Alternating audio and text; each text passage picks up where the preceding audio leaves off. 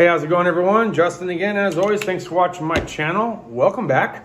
We got soccer practice here in a little bit, so it's cactus cola time. So cheers to those of you that have your coolers. All right, let's go ahead and get into tonight's discussion topic. How do I get paid at the independent shop? Every independent shop is probably going to pay you a little bit differently, just depending on the ownership and which direction they decide to go, whether you're on the East Coast or West Coast. I've heard of different shops paying in different methods. Like this shop over here on the East Coast is all flat rate, meaning they don't pay you for no production. They only pay you for what you have produced. So if you had one oil change and you got paid a half an hour and that's all you did for the day, you made a half an hour of whatever rate they decided to pay you. So say they said, well, we will pay you, $20 an hour flat rate. Well, that means you made $10 for the entire day. So that's flat rate in a nutshell. And that's how some shops would operate. So just keep that in mind or consideration. I've heard of other shops only paying hourly and then moving you up here and there with little tiny bonus tidbits as you go through and you've been there a long time. They'll give you a little bit more. When I was at Sears Auto Center, it was $5.15.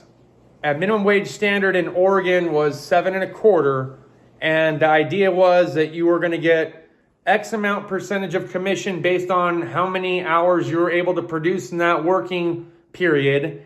And if you made more than $7.25 per hour, you would get paid that. And then if you didn't, and instead of getting paid $5.15 an hour, they would just say, okay, we'll give you the courtesy standard of minimum wage at $7.25. So you get paid your $7.25. Just to give you an idea, in the beginning, I really had a hard time beating the standard because I was so new to the industry. It was my first job ever working there. But by year 2, I was averaging about $14 to $15 an hour, okay? They moved you up $1 per level. So level 0 was $5.15, level 1 was $6, level 2 was $7, and you can see what level 3 would have been, closer to $8. I think you capped out at like $8. Then after that, it was just based off percentages. I did really, really well. I did make it up to a level 3 tech. That means I was able to do alignments, brakes, and everything else. Okay, now at the independent shop where I'm at here in California, it is a set hourly agreed upon rate. This is how much we're going to pay you per physical hour. If you were unable to produce anything because the shop was absolutely dead, we promise we will give you this much money per hour. But we're a pretty busy shop, so that's not even, you don't have to really worry about that dollar amount. Your commissional standard would be, okay, you'll get after, let's say you're 80% productive, you'll get an extra $1. If you're 90% productive, you'll get an extra $2, and up and up and up from there and there and there, and as high up in as many hours as you can produce. You can stay late, you can come in early, you can work on the weekends. There's always money to be made at some point. So it's actually a pretty good pay system. There's no fear of like, oh my God, if I don't produce, I'm just not going to have enough money to pay the rent. You know what I mean? Like they'll always make sure that you're taken care of up to a certain standard, and then it's up to you to try to make the rest. So if you feel like you're a little behind in life, kind of like I'm feeling right now, you're going to be very, very productive, and you're going to be trying to move as fast as you possibly can and as efficiently as you possibly can, so that way you can just go from one job to the next, to the next, to the next, to the next. It's always beneficial to be very productive and to keep moving. If you do find yourself at a standpoint, you just go stand up to the manager or to the shop owner and say, hey, I'm waiting, I'm dead in the water, what can I do? And they'll give you the next job. I try my best to not stand around. I try my best to go and be productive and try to figure out what it is that I can do next.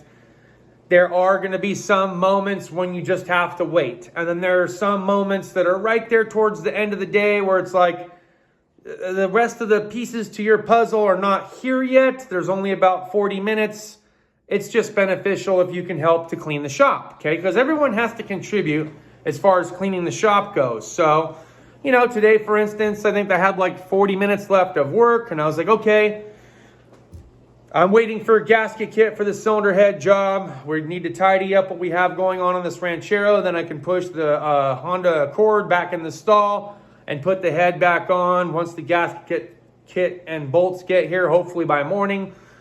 all the trash is full, there's rags on the ground, I'll just start picking up. And as I was picking up, I was like, okay, there are a few things in my toolbox that I don't actually need right now, I don't use, or I haven't used in a long time.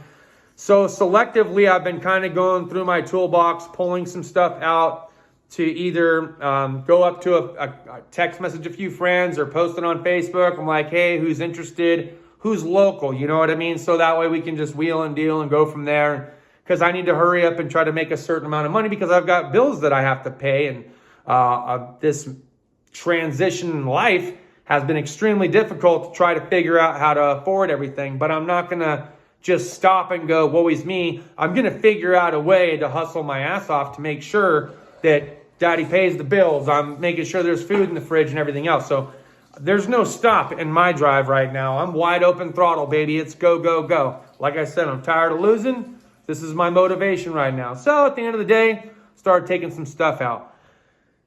The cool thing about the independent shop lifestyle versus the dealerships. Now the dealerships, they paid you 2 times the minimum wage standard here in California, which right now is currently $31 an hour. And then you'll earn whatever commissional bonus that's agreed upon after that based on your levels. So for us, at Chrysler, it was $1 extra per level that you were. So you could basically cap out at about 35 or 36 bucks an hour if you were a level 3. Now, I have heard of some shops that were in desperate need for level 3 techs due to warranty work. So they would offer you $45 an hour flat rate, but then their dealership wouldn't be as busy as they promised, or it'd be all warranty. So you were just getting your $31 an hour, which is not a bad living, okay, depending on how far you've got to go to and from work. I was commuting about an hour and 5 to an hour and 15 minutes to a Chrysler dealership, and I did that for a couple of months before everything kind of just unfolded on me. And luckily for me, I've still got friends, like I said, close family friends over here at Ron's, and they're like, we can bring you back. And I was like, perfect timing, thank you, yes, please. And so that's why I transitioned out of the dealership. I was making my production over at the dealership. I was anywhere between 95 and 115, 120% productive. So I was getting a little bit, but the way that I was paid there at this last dealership, the numbers didn't make sense. Like they wanted to pay me $31 an hour. It was weird. I got hired in December, but I didn't sign paperwork and start until January. My hiring was $30 an hour, which was minimum wage, and $30 commission until I made my levels back. When I signed the paperwork in January, minimum wage standard got moved to $31 an hour, so now I was being paid $31 an hour, but my commission was $30. So I had to be like extra productive to almost get what I was going to get at 31. You see how that's kind of, it was all effed up. But you know what? They were good to me. They were nice to me. And, you know, they took care of me in other ways. So don't have a lot of negative things to say. It just kind of sucked that the commissional aspect just didn't make sense. But that's how I'm paid. What do you guys think? How would you like to get paid in this industry as an automotive technician or mechanic? Where do you see yourself? Do you see yourself better suited for the independent shop lifestyle like myself? I feel like I'm better suited at the independent shop more than I am over at the dealership.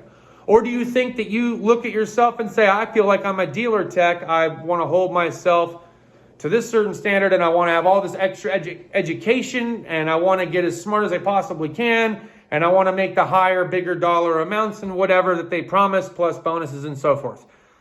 Great, if that's what you want.